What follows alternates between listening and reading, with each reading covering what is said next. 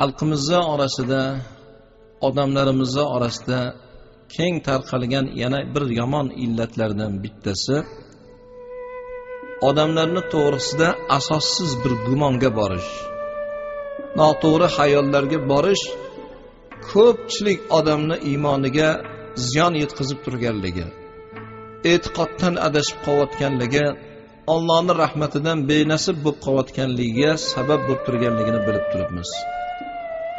Allohning kalomi Qur'onda marhamat qiladiki: "Ey iymon keltirgan bandalar, kishilardan har xil yomon gumon qilishdan saqlaning. Inson o'zini ba'zi yomon gumonlari bilan gunohkor bo'ladi." Payg'ambarimiz Muhammad Mustafa sallallohu alayhi va sallam o'zlarining muborak bir hadislarida marhamat qiladilarki, eshitgan gapini tekshirmasdan turib, odamlardan eshitgan yolg'onmi, asossiz gapmi, shu gapni tagiga yetmasdan turib uni odamlarga yetkazgan inson o'ta gunohkor degan ekanlar. Haqiqatdan ham hayotga bir nazar soling. Odamlardan bir gapni eshitamiz. Shu gap to'g'rimi, noto'g'rimi? Uni tagiga yetmasdan turib, tekshirmasdan turib, ikkinchi bir odamlarga yetkazib, bitta gapni oldiga 100 ta yolg'onni qo'shib, odamlarni xonadoniga, hayotiga, turmushiga ziyon yetkazib qo'yayotgan, o'zini nojo'ya xatti-harakatlari bilan e'tiqoddan adashib qolayotgan insonlar kundan kunga ko'payib qolgan. Oramizda shunaqangi insonlarning borligi hammamizga ma'lum.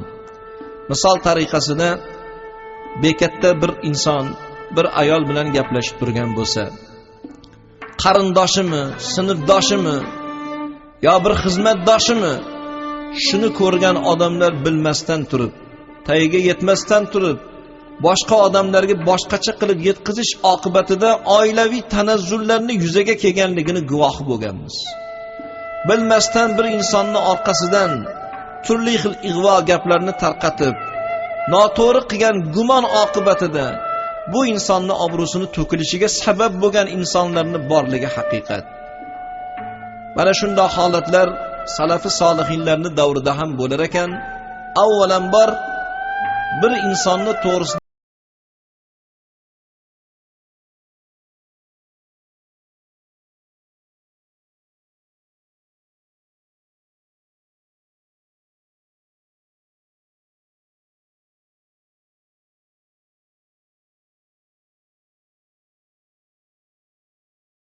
odamni g'ibatiga qo'shilib yomonlab ketadigan bo'lsa, u odamga salbiy baho berilar ekan.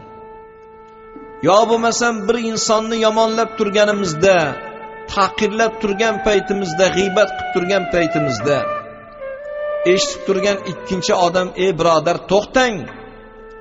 Bir insonni orqasidan noo'rin bunaqangi gumonga bormang, g'iybat qilmang.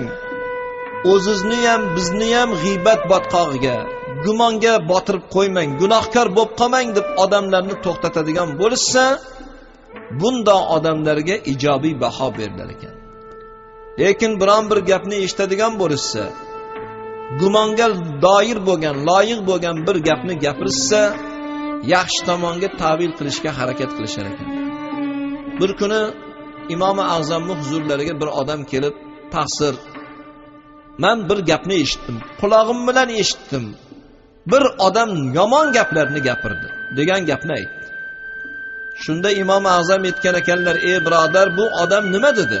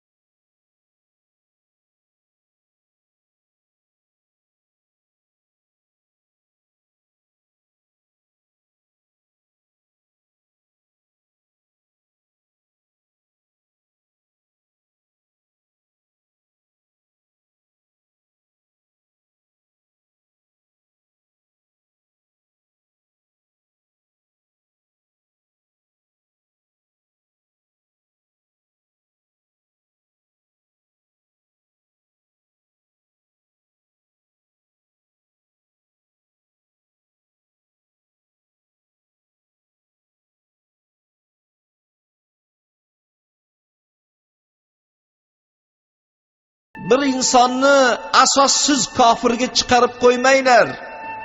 Balki bu odam bir boshqa ma'noda gapirgandir. Birinchisi, to'ng'izni go'shtini ham yeyman degan gapning ma'nosi Qur'onda oyat keladi. Agar inson shunaqangi bir vaziyatga tushib qolsa, nochor bir holatda bo'lib qoladigan bo'lsa, Alloh harom qilgan narsani halol bo'ladigan joyi bor. O'lib qolmaslik sharti bilan, to'yib yemaslik sharti bilan Alloh harom qilgan narsani tanovvul qilishga ijozat bo'ladi. Balki shu ma'noda gapir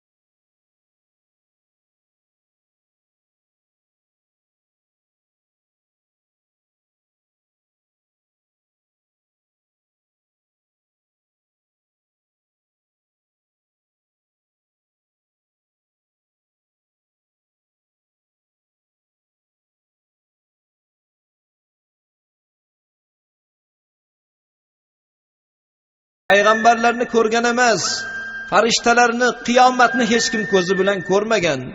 Islomni, iymonni asosi ham g'aybga ishonib, iymon keltirish bo'lgandan keyin ko'rmagan narsamga guvohlik beraman degani yuqorida zikr qilingan narsalarga guvohlik berish. Sizlar bu narsani to'g'ri tushunmasdan bir insonni kofirga chiqarib qo'ymoqsizlar. Bunaqangi holatdan o'zinglarni to'xtatinglar degan.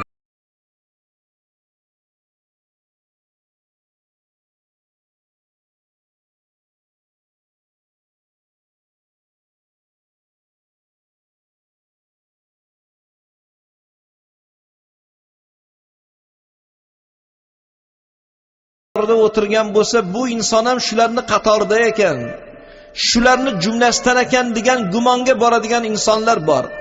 Yaxshi gumon qilish kerak. Ahli ilmni fosiqlarning orasida o'tirishi, yomon insonlarning orasida o'tirishi, shularga bir nasihat qilish, bularni yomonlikdan qaytarish, zalolatdan qaytarish, yaxshilikka chaqirish ma'nosida o'tirgandir deb yaxshi bir gumonga borishlik mo'minning fazilatlaridan bittasi bo'lar ekan.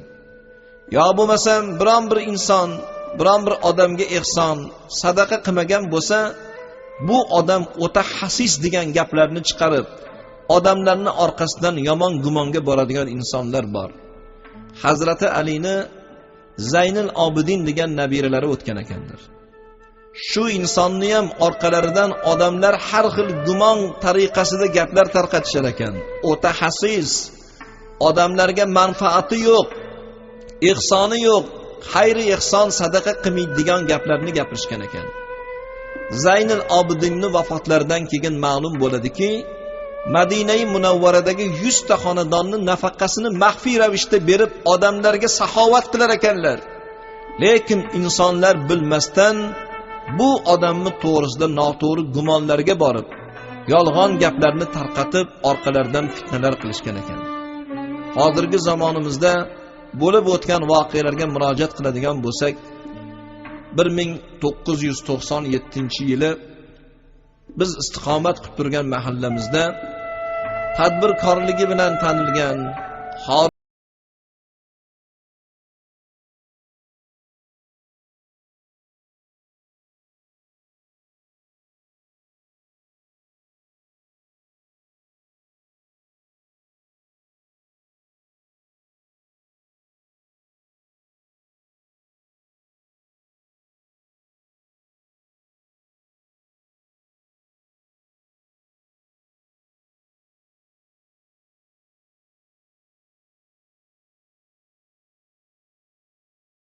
yonib ketgandan keyin mahalladagi oqsoqollar bilan, namozxonlarimiz bilan xonadonlarga borib ko'ngil so'rash maqsadida kirgan paytimizda hamma narsa yonib kulga aylangan. Meni diqqatimni bir narsa tortdi. Hovlini bir burchagida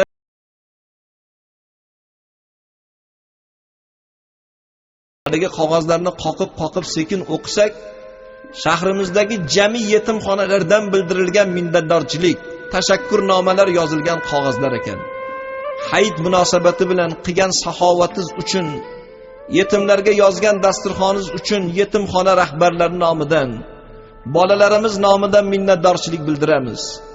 Qish faslida olib kelingan issiq kiyimlar uchun, shirinliklar uchun, Istiqlol bayrami munosabati bilan qilingan yordamimiz uchun, bayram dasturxoni uchun, Hayit bayrami dasturxoni yo bo'lmasam boshqa bir Navro'z dasturxonlari uchun sizga tashakkur bildiramiz degan yetimxonalardan yozilgan tashakkurnomalarni o'qidik. Oradan 5-6 kun o'tgandan keyin bu xonadondagi musibat, ukalarimizning vafoti munosabati bilan yozilgan ta'ziya ehson dasturxonida birma-bir o'sha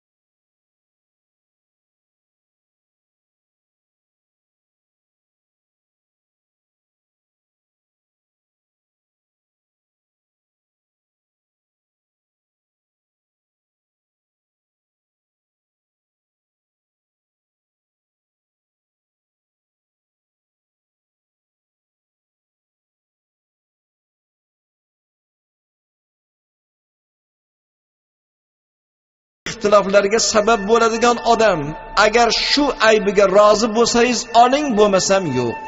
Men aybini sizga etib turib sotaman. Ha, endi bu unchalik arzimagan aybagan. Tarbiya qilamiz degan mazmunda haligi odam qulni sotib olib xonadoniga olib keldi. 1-2 kun o'zini bilib yurgandan keyin o'rgangan ko'ngil o'rtansa qo'ymas degandek o'sha